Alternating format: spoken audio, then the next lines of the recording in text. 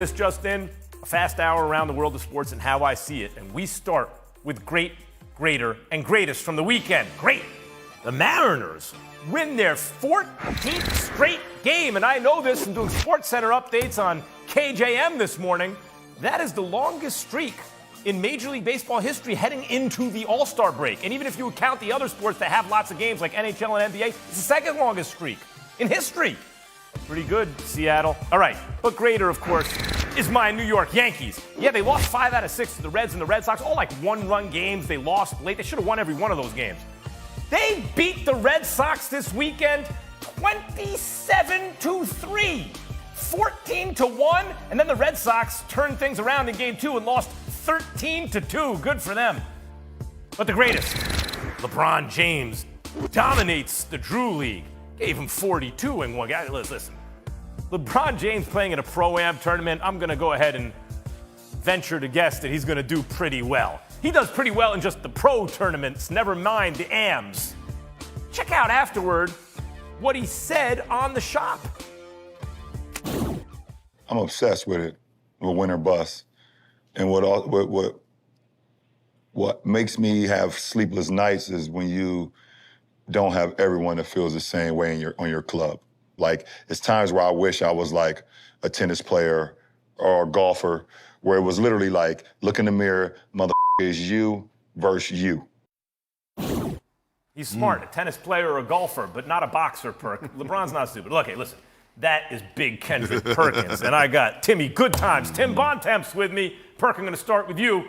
Is LeBron sending anyone in particular a message here? And if so, who's he sending it to?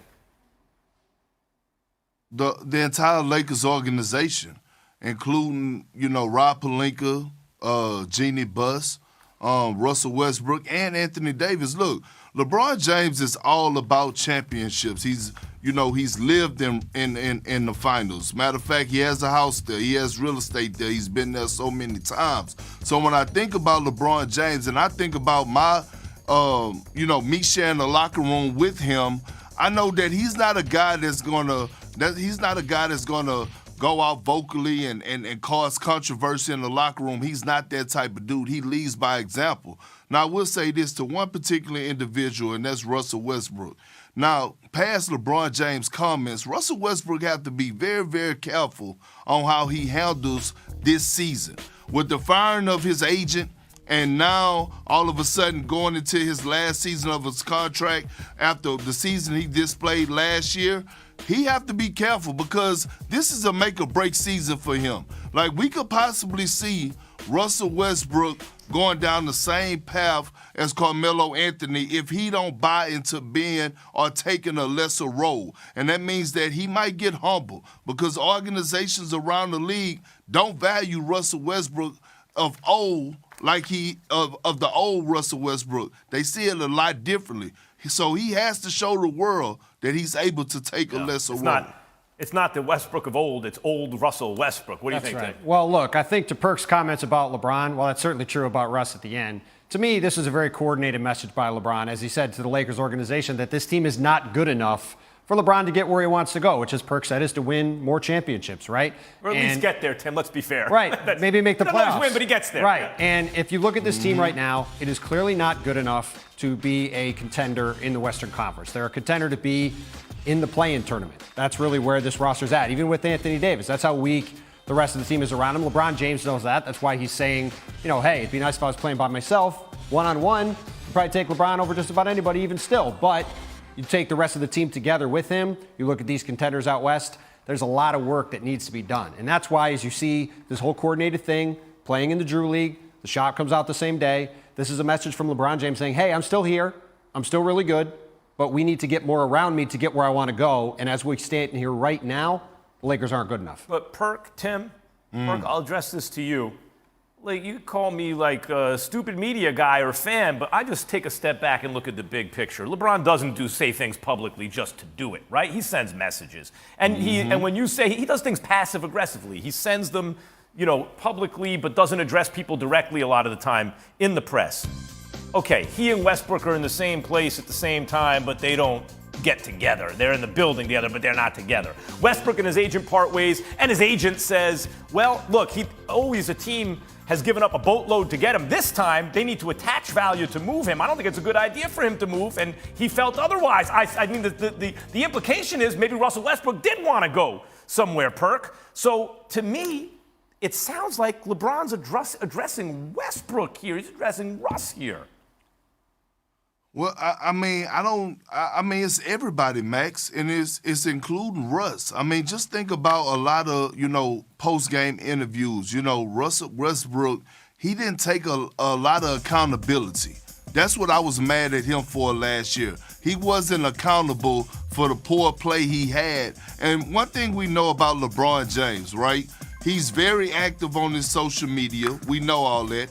And he don't miss anything. He may not comment on everything, but he sees it all. And so when I went to the point of saying, if Russell Westbrook is not traded, which, Max, you hit it right on the point, that's the reason that him and Dad parted ways is because Russell Westbrook won out. And Dad was telling them, no, man, this is not going to be good for you in the future. You have to stick it out with Darvin Ham and the Lakers and show them that you could take a lesser role. All right, so Tim, explain to me where I'm wrong about this. Westbrook is considered a liability on the books, but I see him as a potential asset, particularly by the trade deadline. He makes $47 million, and then it's off the books. Now, there must be teams in the league with 2 players each in the 20s or 3 players in the high teens that are nice players, but it hamstrings the team a bit. They can't make moves they want to make. The contracts extend into the future. But if those kind of players go to a team that already has superstars, they could be useful. At the deadline, especially when you have to pay him very little after that, doesn't he actually have trade value? If LeBron and AD can hold down the fort, couldn't Westbrook fetch 2, 3 useful veterans at the trade deadline? Probably not, for a couple of reasons. The biggest one is he just makes too much money. Like, if you're trying to put $47 million together, it's hard to find 2 or 3 guys that make that much money, let alone 2 or 3 guys that a team wants to trade, let alone 2 or 3 guys they want to trade to not get extra value back, right? So, yeah, maybe they could turn Russell Westbrook with the 1 or 2 for unprotected picks they have left into a couple of guys. But the Lakers are trying to balance. Right now, if I'm speaking as the Lakers probably know this team as it stands right now is not good enough to really contend in the West. So do you want to wait and maybe have cap space next summer to get a player or get players around LeBron then? Or do you want to try to go all in now to maybe get marginally better and not be good enough to really get where you want to go anyway? That's some team like the Knicks you can fleece. Field and 74.6% from the foul line. After an outstanding regular season, finishing with the league's best record, Phoenix's postseason ended with a blowout loss to the Mavericks in Game 7 of the Western Conference semifinals. A game Ayton spent most of the second half watching from the bench. When asked after the game why that happened, Suns coach Monty Williams said, "It's internal." Ayton, meanwhile, declined to talk to reporters.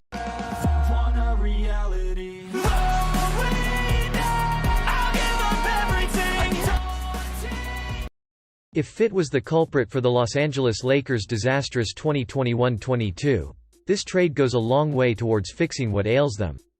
Mike Conley is not nearly the athlete that Russell Westbrook is. Virtually any NBA fan can tell you that. He's also a much sharper decision-maker. Perhaps more importantly, he's a lights-out three-point shooter. In fact, Conley may be the blueprint for the ideal point guard to play alongside James. After all, James doesn't need an all-world, on-ball playmaker, he is one. He needs a smart, savvy veteran who will hit the shots he creates for him, and alleviate his ball-handling duties when he's tired. Meanwhile, Bogdanović further improves this team's floor spacing. In fact, he's one of the most consistently strong three-point shooters in the NBA. This Jazz-Lakers trade sends Russell Westbrook to Utah.